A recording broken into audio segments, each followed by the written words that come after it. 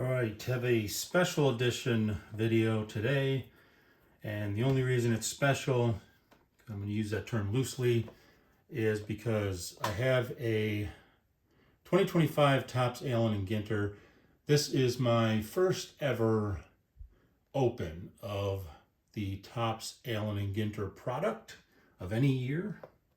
They were released on Topps, and I thought, probably don't have the money to spend on a hobby box, but why not just get a value, and I hate using that word for these, value box, and just see what these cards are like. Who knows, take a stab at them. I'm not sure how much I like this product. The cards are kind of interesting.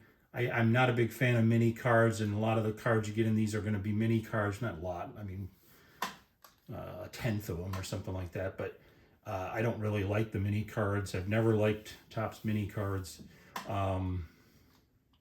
So this is probably going to be a one-time experiment, and like most of Topps 2025 products, the blaster boxes, which they are calling value boxes, are not of any value whatsoever.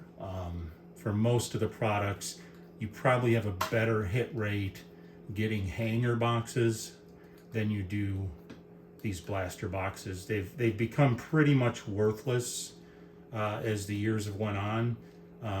Way back in the beginning, they had some kind of sort of almost maybe the same hit rate. You might get like a 2% hit rate in a hobby box. You might get a 1.2% hit rate in a blaster box. Now you're getting virtually nothing in a blaster box. I would say you're probably in like a 0.5% chance of getting anything of value, whereas the hobby boxes are still about the same as they've always been, although they've obviously cut back on those too. Used to be that you were guaranteed like 3 autos. Now you might be guaranteed a auto or a relic. Mega boxes are doing the same thing. They've gone from guaranteeing, 1 auto to guaranteeing a relic to look for an autograph or a relic. A lot of the blaster boxes don't even say look for autograph and relic cards. If you look at the 2025 Topps Update blaster, it doesn't even mention it, because that's how low likelihood you're going to have of pulling something like that. So they've really destroyed the blaster box market, and I don't see myself buying too many more blaster boxes. It's just going to be, do I have the money for a hobby box? If I don't, then I'm going to skip it, and I'll get it on resale for probably the same price. If it happens to be a really hot year, though, then the resale, you're going to have to pay more for the resale. But at least if you're paying a little bit more, you're going to get something. And blasters, they're a quarter the price of a hobby box, sometimes even a sixth the price of a hobby box, but you don't get very many cards. I mean, you pretty much get a sixth or an eighth of the number of cards, and the hit rate is drastically reduced to virtually nothing. For Topps Update, if you run the numbers, I mean, you're looking at buying fat packs as being probably a higher hit rate than the blaster box. So definitely not a big fan of blaster boxes right now. And the real value seems to be in jumbo boxes for these sets that release jumbo boxes. It seems like they're putting all the good stuff in the jumbo boxes, sprinkling a little in the hobby boxes, and then pretty much throwing the scraps into hanger boxes, jumbo packs, and maybe some blaster boxes. But not really happy with Topps blaster boxes. I was kind of worried about this when Topps essentially cornered the market for the licensing. I was worried that usually when you have a monopoly, you see the prices go up, the quality go down, and pretty much that's what we're seeing out of Topps and Bowman. Is the amount of hits that you can expect are drastically being reduced every year, and the prices are going up. So that they obviously had to pay a lot to get the licensing, and they're going to get as much money as they can out of it. But yeah, it's really going to hurt the hobby. And as much as it hurts me to have to pay more to get a potential of hitting something good, it really hurts the entry-level people, you know, the kids who are just collecting for fun and stuff like that, because they can't, you know, they can't afford to spend hundreds of dollars, you know, at Walmart or Target to get a hobby box of cards. And everything's going up. The hobby boxes that used to be $90 are now $150. So everything's going up. I think I said in one of my videos that Walgreens close by my house, they have like chrome blaster boxes for Topps Chrome that were going for like, I don't know, $50 or something, and their mega boxes were going for like $80. Used to pay $80 for a hobby box, and now you're paying that for a mega box where you're not going to be guaranteed anything. So get off my soapbox here and see what Allen Ginter looks like. It's got some nonsense in it, some non-athlete nonsense, which I'm also not a very big fan of. You get 8 packs. There's about 6 cards per pack, so you get 48 total cards. That's not very many, especially when you consider probably about an eighth of those are going to be mini cards, which if it wasn't for the fact that they do have a small amount of value, I would probably just throw them in the garbage. But the inserts that I've seen out of what people have been pulling so far, there's really only one insert that I've seen people get, and that's the like Wicked Pitcher or something like that. Those are virtually worthless. They might be slightly more valuable than Stars of MLB, but they're one of the more worthless inserts. Really what you're looking for here is the short prints, which are the cards that are numbered 301 and above. But even those are not that valuable. I mean, the numbers are new now, so the numbers get better over time. Right now, since the product's so new, you can't go too much by the numbers, but the short prints in and of themselves don't carry a lot of value. Yeah, parallels, things like that, numbered cards, those are, you know, obviously if you could pull an auto or something, that's really going to be your real hit in this type of a product. I mean, I've seen even values, and again, these are going to change over time, but I've seen values on like a 1-of-1 cards from Allen and Ginter 2025 that, you know, might be worth like $2 or $3. And that's pretty low for a 1-of-1. So who are we looking for? Well, there are a few hits in here, and I struggle calling them hits because right now the only 4 cards that are really worth anything, the base cards, are going to be Shohei Ohtani, and there's a Larry David card, and I like Larry David. There's an Olivia Dunn card. For those of you who have no idea who she is, I don't either. I had to look it up. Apparently, she's a very attractive former LSU gymnast. So, okay. And then there's a guy by the name of Boogie Wit DeHoodie. And apparently his card is slightly valuable. He's a rapper, if you didn't figure out by the name. I'm not really too excited about any of those, I mean, other than the Shohei. For me, what I'm looking for is, I believe there are rookie cards in here for Ben Rice, Jackson Churio, Jackson Jobe, James Wood, and Nick Kurtz, with Nick Kurtz probably being the big dog right now. He's pretty much the guy that's got all the value in all the 2025 releases, because he is AL Rookie of the Year, and he just was so dominant as AL Rookie of the Year. So without further ado, let's look at this stuff. I was going to make a little tiny mini garbage can to throw all the garbage nonsense cards in, and by garbage nonsense I mean non-baseball player nonsense. But I didn't feel like making one. So we got a Fernando Tatis Jr. and quality player. We have a Byron Buxton. There's a Yamamoto. I believe this.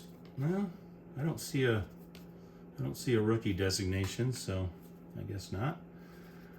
We have a William Fichtner, and he is an actor. I'm tempted to throw it away, but I actually do like him. I do remember him from some of the stuff he was in. I remember him from The Perfect Storm. He played like the loser guy on there, and he was also in Black Hawk Down and some other stuff, but very good actor. Not much value.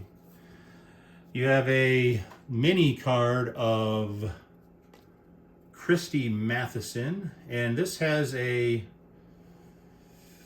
different back on it. So supposedly that is considered some type of a variation.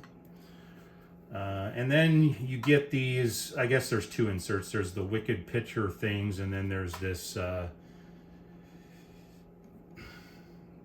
win the World Series Yankees and 1990s, and it just kind of gives you like a historic, I forget what these are called. I hate when they don't tell you what they're called and you have to go look it up, because it seems like on more than one video that I actually watched, people get to these cards and go, it's a, I don't know what it is, but it's an insert. It's not a very valuable insert.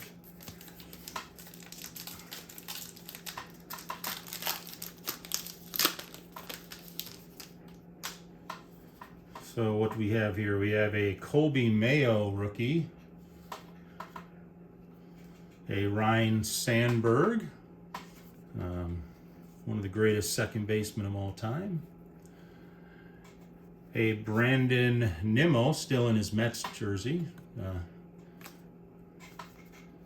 a Kirby Puckett, and the Kirby Puckett is a number 329, so that's a short print. I forgot to check the back on these ones, but I don't think any of these are short prints. They are not. I got a Fernando Tatis Jr. black border, so that's considered a mini parallel. And the Wicked Curves, Don Drysdale. This is probably one of the most worthless of the inserts, not counting Stars of MLB.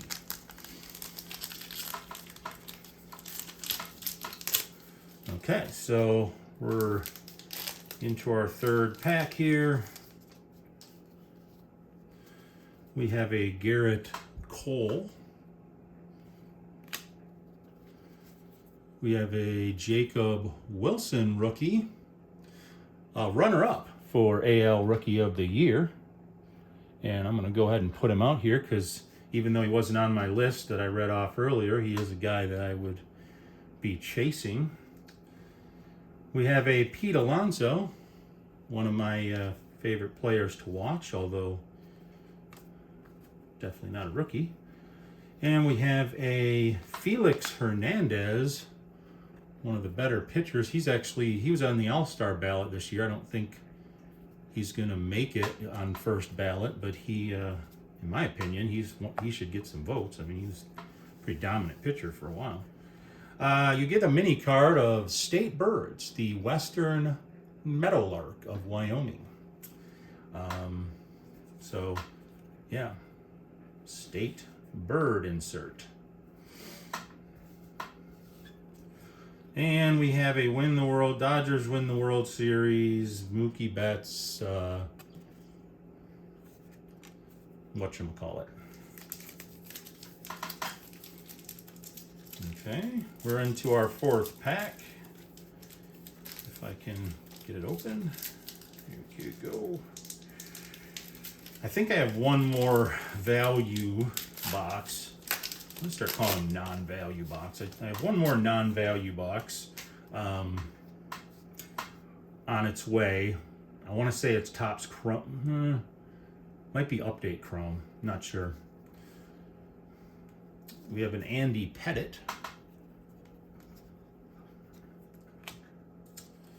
Thurman Munson. Some guy with the last name Zone. He is a pro soccer player. Rose to fame as a contestant on the 3rd season of Survivor Africa. Garbage. And we have Luis Aparicio, and that's actually a short print. Our mini card is DJ Khaled.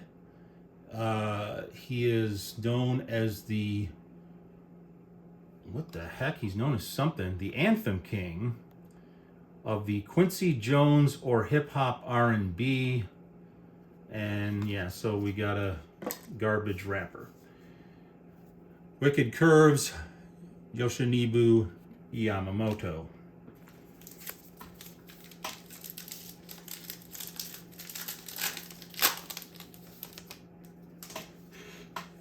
We have a rookie card of Jackson Jobe. That was one of the ones that we were looking for. Here we have a Logan Webb. I believe it's Logan. Yes, Mr. Logan Webb. There's a Matthew Boyd. No, that's not a short print. Ah, we have a shiny card. It's a Stan Musial. Definitely not a rookie, but you do get 1 or 2 or 3 Chrome cards in these value boxes. I keep forgetting to say non-value box. Short print of Joe DiMaggio. And we have a Buster Posey, who isn't on the ballot yet, but he will be, and he's considered to be probably a shoo-in in the World Series whatchamacallit cards.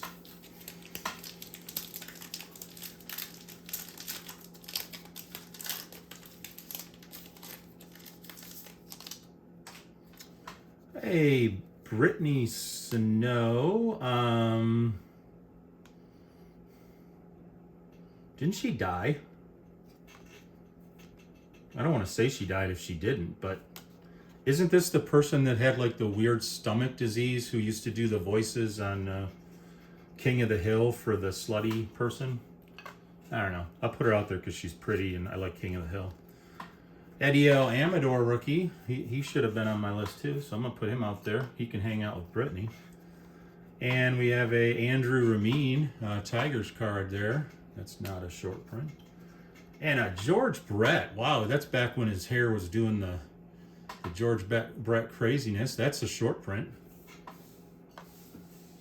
Good job, George. Brian Hayes mini card with the, I think that's the logo on the back, makes it a short print.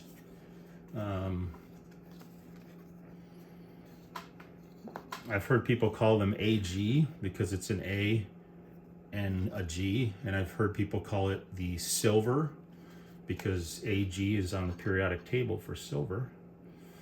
And our Wicked Curve is Max Fried. Okay. Not a terrible box. I mean, honestly, I was expecting worse.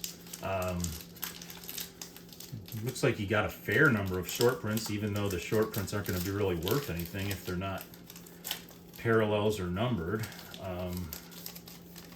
But got a couple rookies I was looking for, and that's not the end of the world. Oh, it looks like we even got a refractor one back there. Who knows? Maybe we got that one box out of 200 that's worth a quarter of what you pay for it. This is Mr. Dansby Swanson of the Chicago Baby Bears. This guy's last name is Loterer, and he looks pretty serious. What's his deal? Made his mark as an endurance racer, one of 23 drivers to have at least 3 victories in the 24-hour Le Mans. Mr. Loderer, I'm going to put you in the okay pile, not in the throw across the room pile, because even though I'm not a big race car guy, endurance racing, driving that long, I mean, oh my gosh. We got a Mr. Ken Griffey Jr. Never too late to get a Ken. Oh, and here's our chrome refractor guy. It's not numbered, and it just happens to be of Josh Rawitch. He is a 3-decade veteran in the baseball industry and the president of the Baseball Hall of Fame. So even people who are like that get their own card in an Allen Ginter. Everybody from a bird to a actual awesome player like Kirby Puckett and George Brett. Here we have what looks to be a sort of a goldish border, which is kind of a parallel. And this is for Mr. Chase Dollander, and it is a rookie. So since it's got a gold border on it, we're going to put him out there in the corner. And we got another Buster Posey World Series card. Getting all my Buster Posey on. Last pack. Feels pretty thin, so I don't think we got anything. I mean, I gotta be honest, of all the videos I've watched of people opening 2025 Allen and Ginter, not one time have I seen a relic or an auto. Not once. And it's so bad that these guys that open a lot of this stuff, they're actually starting out their video on the value boxes by showing you what they got in the hobby box. Like, hey, look at this cool card. Got it in the hobby box. Now we're going to open a blaster box and be disappointed. Jorge Posada. Dalton Rushing rookie. Ishiro Suzuki.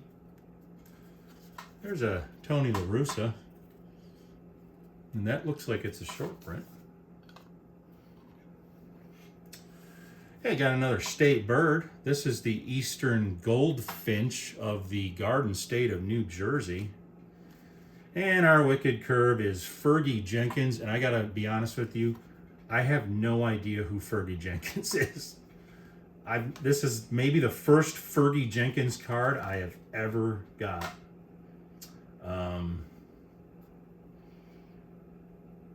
Fergie became the 7th pitcher to reach the 3,000 strikeout mark and the first to do so with fewer than 1,000 walks. That's actually a pretty good feat. So I'm gonna give props to Fergie Jenkins. Not so much on his name because it's weird, but yeah, if you can get to 3,000 strikeouts and not walk 1,000 batters, probably doing a pretty good job. I'm going to just go through a quick review, not a review of what we got because we got nonsense, but I just want to look and make sure I didn't miss a short print in these cards that I put over in the other pile. Doesn't look like I did. Yeah, so, all right. So what would I grade this box? And I got to admit that I'm starting to really grade harshly for the non-value boxes of Topps and Bowman. And I'll give it a C-, but that's really heavily weighted on the fact that I knew it was going to be garbage. So C- is about the best you can do. I didn't get any of the cards that currently have any value to them. Didn't get the Nick Kurtz, which is, you know, the main rookie you want. The only rookie I got on my original list was Jackson Jobe. So I did get some other folks. You're going to get short prints in here because, to be honest, I don't know how short of a short print they are. It's kind of like Mojo refractors where it's supposed to be like, ooh, watch out for those Mojo refractors. And then you get like 10 of them in a mega box. So guess what? They're not that valuable because you get 10 of them in every mega box. So they may look like they might be valuable, but they're just not. So short prints are only valuable if you don't find them very much. And I think in these non-value boxes, you're going to find quite a few short prints. And I don't know what the list is for. I wanted to get a list of all the short prints, but it took too long to list them on Sports Card Pro because you essentially have to include variants in the list because a short print is a variant. And then you got to scroll all the way to the bottom to 300, which it loads like, 2 players at a time because there's so many variants of each card. So I got bored with that after about like 20 some players and decided, screw it.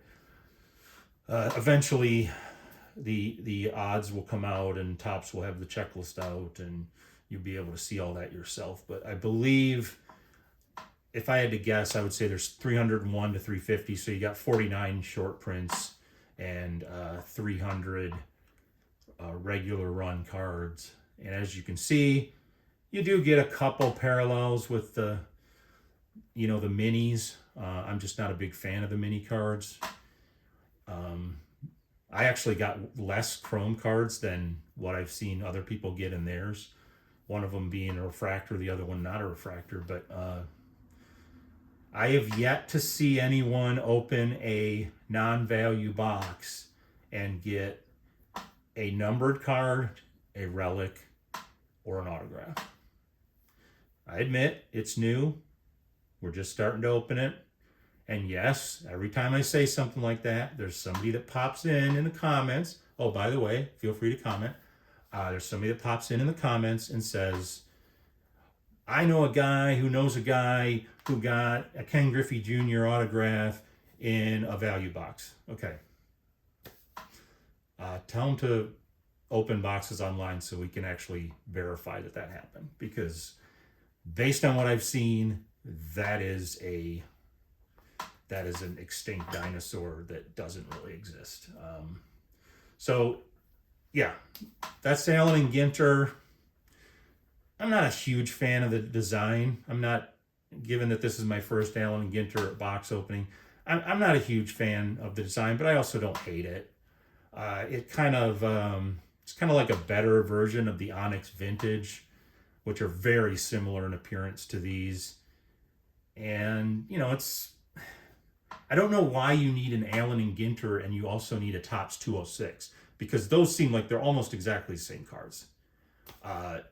It's just, again, Topps monopolizing the industry and deciding they're just going to release 30 to 50 sets a year of the same pictures of the same players and just put them in different backgrounds and formats, and as a way to make money and in a way to devalue the cards. But I don't think they need nearly that many different offerings. And hopefully in the future, I don't know how long their licensing deal is with MLB, but hopefully MLB comes to their senses and offers licenses to, a handful of companies rather than just one, because by the time that happens, who knows what a hobby box of Topps is going to sell for.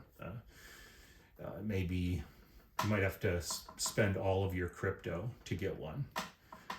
And the value that you'll get in it is like, hey, I got a numbered 174 of 16,000. Woohoo! What a hit. So hopefully Fanatics hasn't ruined Topps completely and there's some ability to bring it back down to earth, but I'm not in a huge rush to go out and get Allen Ginter in the future. I was actually happy. I didn't get too many garbage cards. I only had to throw 2 cards, so that's good. A lot of people have been getting a lot of those kind of reality TV crap and that kind of stuff. But yeah, so there's Allen Ginter. Some people do like it because it's fun. It's kind of like Topps Big League or Topps Holiday. They're kind of fun. I admit I really like Topps Holiday. I'm not a big fan of Big League or Allen Ginter, but I think Topps Holiday is a fun card, and they're able to do so much different stuff with short prints and candy canes and hats, and just that kind of stuff is just kind of fun. This is more like almost trying too hard to be fun. It's, it's like you got birds and you got eels and you got, cards of some guy that, drives race cars, and a card of a guy that is a DJ, and it's just like, okay, come on, give us a break. But there are people who like it, and good for them. It is kind of cool, the vintage kind of look. The same thing with Topps, with the 206 Old Mill. It's just kind of a different look and stuff, but not something I would jump out and go get, especially given how the odds have been considerably dropping over time. All right, thanks. If you haven't subscribed, you should, because that's what the cool people do, and you want to be a cool people. If you're cool enough, Topps will put you in one of their Allen Ginter sets. So something to work for. Or if you become the president of the Baseball Hall of Fame, because he's not cool, but he does have a cool job. You can probably get like discounted tickets if you're like a family member of his or something. You can get into the Hall of Fame for 10% off, maybe free. Who knows? I don't know how much pull he's got. And go ahead and like, because it's the holiday season, man. You wanna like, don't dislike, don't be a hater, and tell me what you think. What do you guys like Topps Allen Ginter, and you love it? Don't tell me that you know somebody who knows somebody who knows somebody who got a really cool Ken Griffey Jr. relic. I don't want to hear that, because if I can't see it, it didn't happen. And there's more than enough videos online recently for Allen and Ginter and Topps update value I keep having to catch myself. Non-value boxes that pretty much disprove that theory that you can still get a good hit in these boxes. Don't waste your money. So going into 2026 and mopping up 2025, my message for all the kids out there: don't waste your money on these non-value boxes. I know it's tempting because they're so much less expensive than a hobby box. Save your money, get a hobby box if you really love Allen and Ginter. I'm going to be coming out with another special edition video soon on, I finally got my spreadsheet completed, where I'm going to talk about the 10 best boxes of cards to get. And this is going to span many years. It's going to span from the vintage era. I think the cutoff is somewhere around the early 80s, and it's going to span all the way to 2025. And I'm going to explain in that video, if you really want to save your money and buy a box where you're going to get where you have the best likelihood of getting good cards of good players that hold value, and you still have a good chance at getting parallels and numbered cards and autographs and stuff like that, these are the boxes you want to buy. So that's still in the last bit of revision. I'm just doing one last tweak to it, but that's going to be a video that I'll put out in the near future. I do have some more Topps Now coming, I think. I forgot that I had ordered the Cy Young cards when Tarek and Paul won the Cy Young. So I do still have like a few of them coming, but that should be the last of those. I do still have some eBay stuff coming, although not nearly as much. It's just kind of trickling in. So not sure what my next video will be, whether it'll be the spreadsheet video, the Topps Now and eBay Find video number 12, or opening a box of like Topps Update Chrome, I think is the non-value box that I still have coming. Have a good night, everybody, and thanks for watching.